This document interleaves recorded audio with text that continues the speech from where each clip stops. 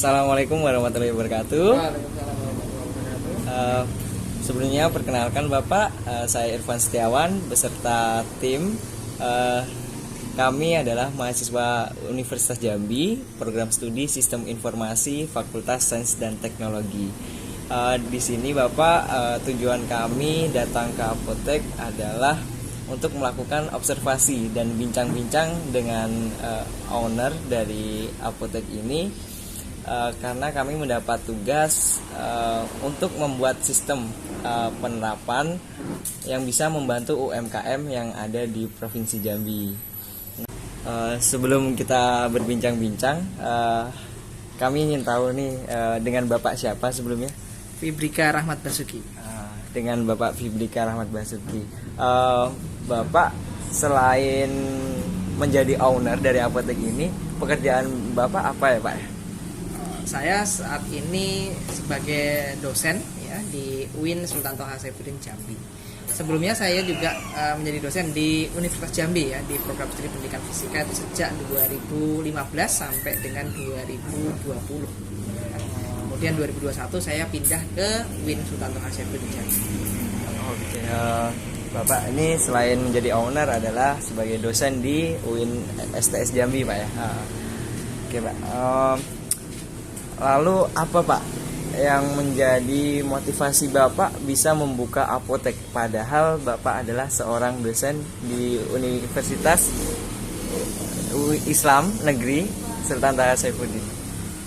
Oke, jadi di dalam membuka sebuah usaha atau berbisnis itu kita tidak perlu harus ya benar-benar sesuai dengan bidang keahlian kita.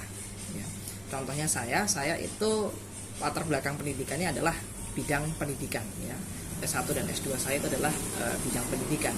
Tidak ada hubungannya dengan bidang farmasi.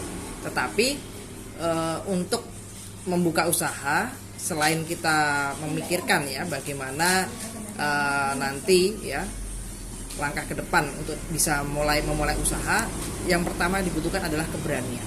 Jadi yang penting kita memiliki keberanian ya untuk memulai. Yang kedua, setelah kita memiliki keberanian tentunya harus didukung dengan modal.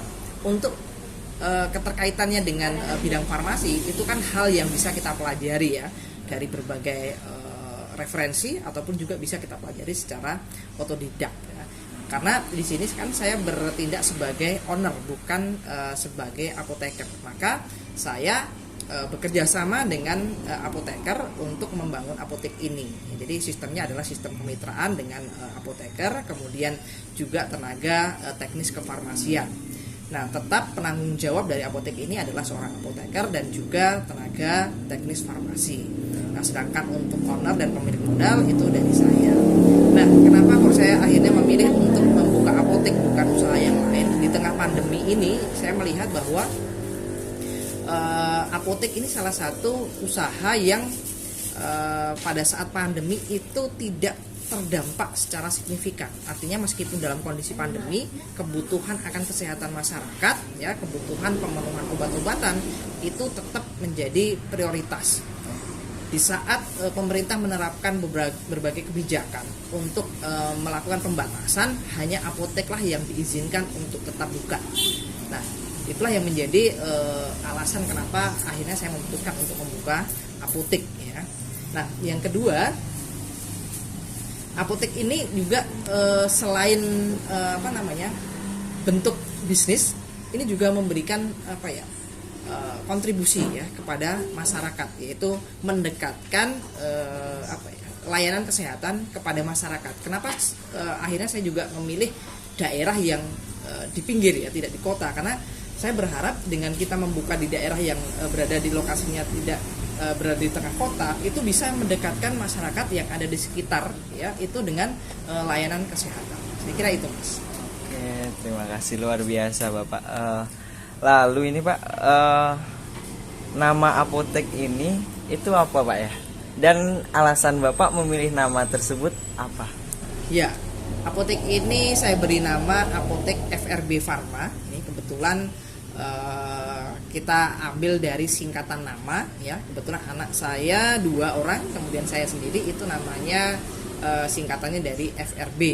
Kalau nama saya Fibrika Rahmat Basuki, itu kalau disingkat FRB. Kemudian anak yang pertama saya itu namanya Fatan ya, Rafasa Basuki, itu juga disingkat FRB. Dan anak yang ketiga itu juga singkatan dari FRB, yaitu Feisha Rizkia Basuki. Jadi namanya diambil dari singkatan nama. Oke, jadi namanya dari singkatan ya Pak ya. Lalu Pak, kapan dan di mana tepatnya lokasi apotek FRB Pharma ini berada? Apotek FRB Pharma itu mulai buka ya, itu tepatnya pada tanggal 1 Januari 2022 ya, kurang lebih sudah berjalan 10 bulan ya. Dan apotek ini terletak di Jalan Poros Sungai Duren ya, di RT 10 ya, di Ruko Perumahan Amanah Sejahtera. Jadi kalau dari simpang 4 ya, simpang Nes itu belok ke kanan ya, sekitar 200 meter ya. Jadi masih terbilang baru Pak ya, Iya. untuk berdirinya apotek ini. Lalu Pak, selain menyediakan obat-obatan, yang membedakan apotek FRB Pharma dengan apotek yang lain ini apa Pak? Nah, apotek FRB Pharma itu menyediakan berbagai jenis obat, mulai dari obat bebas terbatas, dan juga obat keras ya, dan juga melayani resep dokter. Selain itu ya, apotek FRB Pharma juga menjual peralatan bayi ya, dan juga susu ya. Selain itu kami juga memiliki layanan untuk cek. Yang pertama adalah cek tensi, yang kedua cek kolesterol, kemudian yang ketiga adalah cek gula darah, dan yang keempat adalah cek asam urat. Ya, jadi ada layanan itu yang kita berikan selain menjual peralatan obat-obatan, peralatan bayi, dan juga peralatan kesehatan. Oke.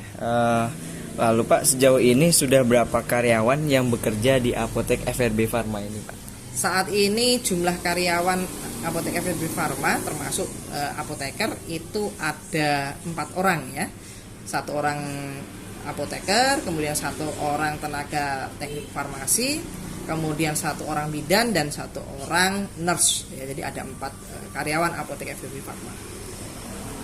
Luar biasa Pak ya, baru buka ternyata sudah mempunyai 4 karyawan. Lalu Pak, strategi apa yang sudah Bapak lakukan pada apotek ini di tengah banyak apotek yang ada di Jambi, khususnya di daerah Mendalo dan Sungai Duren? Yang pertama adalah pemilihan lokasi. Pemilihan lokasi sengaja ya, apotek ini kita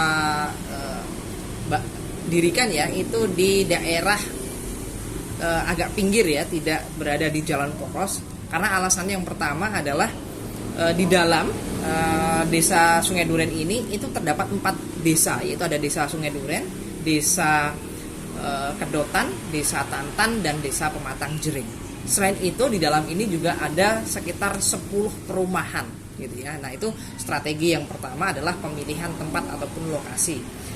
Kemudian yang kedua, strategi yang kedua adalah membangun brand ya, membangun brand FRB Pharma, yaitu dengan cara mengenalkan ya, itu melalui spanduk ya, melalui baliho yang kita pasang di simpang, kemudian beberapa titik di sebelum dan sesudah apotek ini juga kita pasang baliho, kemudian kita pasang papan nama di depan, kemudian juga dipasang spanduk di atas ya.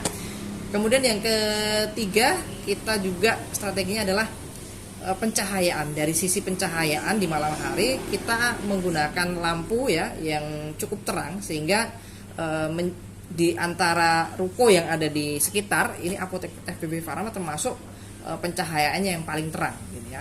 Dan strategi ini juga banyak dipakai oleh minimarket ya, seperti Alfamart atau Indomart, dia menggunakan kekuatan pencahayaan yang sangat terang. Kemudian yang ketiga, kita juga melakukan